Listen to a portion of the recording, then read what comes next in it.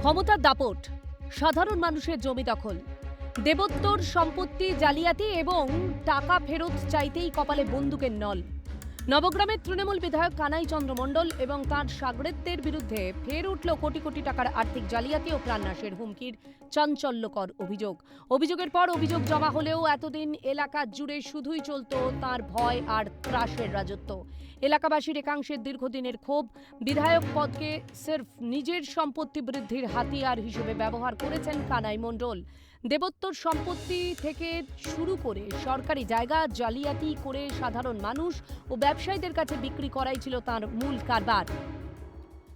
শুধু জমি জালিয়াতি নয়, এরা অনেক বিষয়ে করাপ্টেড আছে।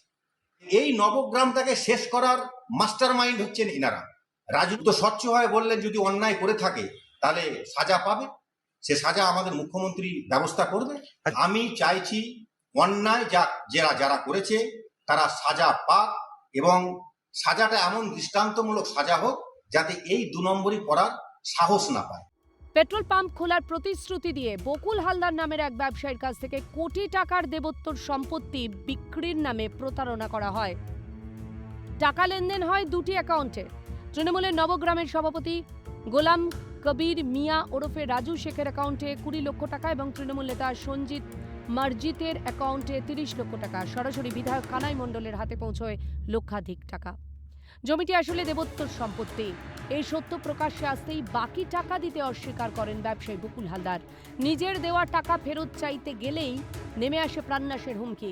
বারবার টাকাটা দেওয়ার পর বকুল হালদারের কপালে সরাসরি বন্দুক ঠেকিয়ে প্রাণনাশের হুমকি দেন বিধায়ক কানাই চন্দ্র মণ্ডল। এই দেবোত্তর সম্পত্তি এই পলসন এলাকায় যত সবই তো দেবোত্তর সম্পত্তি। আমি প্রায় 500 বিঘা জমির মতো বিক্রি করে দিয়েছি দেবোত্তর সম্পত্তি। আর তুমি বলছো দেবোত্তর সম্পত্তি চলবে না? আমি বললাম যে আমার কাছে চলবে না, কে করেছেন কোথায় হয়েছে বিক্রি সেটা আমি বলতে পারবো না। আপনি আমার টাকা দেওয়ার ব্যবস্থা করুন। 1 জুন ওকে আমার রাত্রে আগের রাত্রে আমাকে ফোন করে যে বকুল কোথায় আছে, আমার বাড়িতেই আছি। বলো কালকে তুমি সকালে একটু দেখা করো। আমি যথারীতি গেলাম। যে ছেলেটা আমাকে যোগাযোগ করে দিয়েছিল অরুণ কুমার মণ্ডল, ওনার কাছে গিয়ে ওকে সঙ্গে নিয়ে গেলাম। যে বললো কি যে টাকা নিতে আর আসবা না, যদি টাকা নিতে আসো আর টাকার কথা কাউকে বলো তাহলে জানে মেরে দেবো, মেরে পুঁতে দিব। এবং আমাকে রিভলভার ঠেকে আমাকে তাড়া করলো। ছেলে আমার সঙ্গে গিয়েছিল, ছেলেটা অরুণ মণ্ডল, ওনাকেও ধমকি দিচ্ছে মাঝে মধ্যে।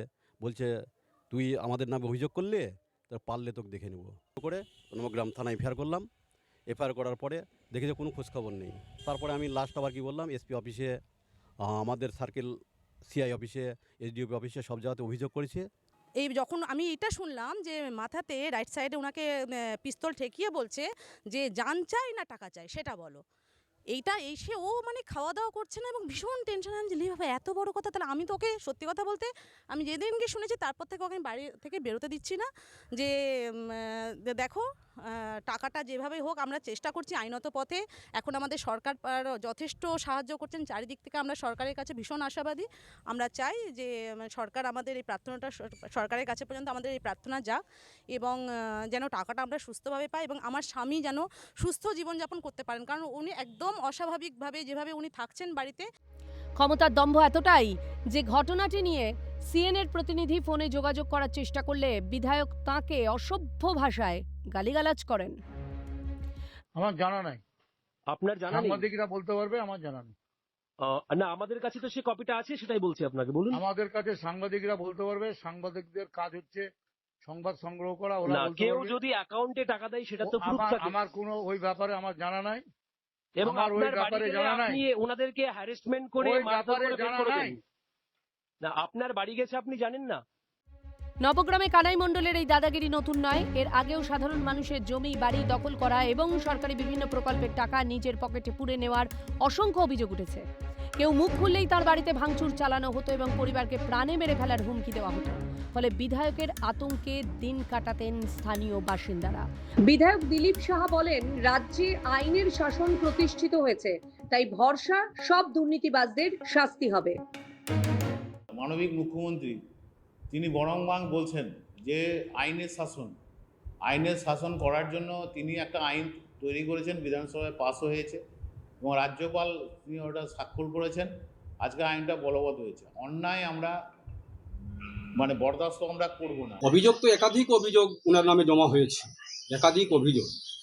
ওনার রাইট হ্যান্ড, লেফট হ্যান্ড, হ্যাঁ, চারিপাশে যারা আছেন তাদের সম্পূর্ণ সবারই নামে একাধিক অভিযোগ জমা পড়েছে, কিন্তু সেই অভিযোগ দেওয়া সত্ত্বেও মানুষ এখন পর্যন্ত কোনো বিচার পাচ্ছে। এই ভারতীয় জনতা পার্টির যে সরকার, সেই সরকারের প্রশাসনকে সম্পূর্ণ ছাড় দেওয়া হয়েছে। সে যতই বড়ই নেতা হোক, যে দলেরই নেতা হোক, তার অভিযোগ থাকলে, তার দুর্নীতি থাকলে তার বিরুদ্ধে ব্যবস্থা নেওয়া হোক। বিগত সরকারের আমলে থানায় একাধিকবার অভিযোগ জানানো হলেও প্রশাসনের নীরব ভূমিকা নিয়ে প্রশ্ন তুলেছেন ভুক্তভোগীরা। তবে বর্তমানে আইনের শাসন এবং প্রশাসনিক স্বচ্ছতার উপর ভরসা রেখে ক্ষতিগ্রস্ত পরিবার ও স্থানীয় মানুষজন আদালতের দরবারে যাওয়ার প্রস্তুতি নিচ্ছেন। এই যে 6 বিঘা জমি দেখতে পাচ্ছ, এই 6 বিঘা জমি কানাইচন্দ্র মণ্ডল বকুল হালদারকে পেট্রোল পাম্প করে দেওয়ার জন্য বিক্রি করে দেওয়া হয়েছিল, কিন্তু তার যে দলিল সেটা সরকারের ঘরে চেক করার সময় ধরা পড়েছে। সেই দলিল পুরোটাই জাল দলিল, নকল দলিল। প্রচুর টাকা নিয়েছে কানাইচন্দ্র মণ্ডল। যেসব টাকা পয়সা লুট করেছেন সেগুলো যেন এই সরকার ফিরিয়ে দেয়। মুর্শিদাবাদ থেকে মৃন্ময় গোস্বামী, ক্যালকাটা নিউজ।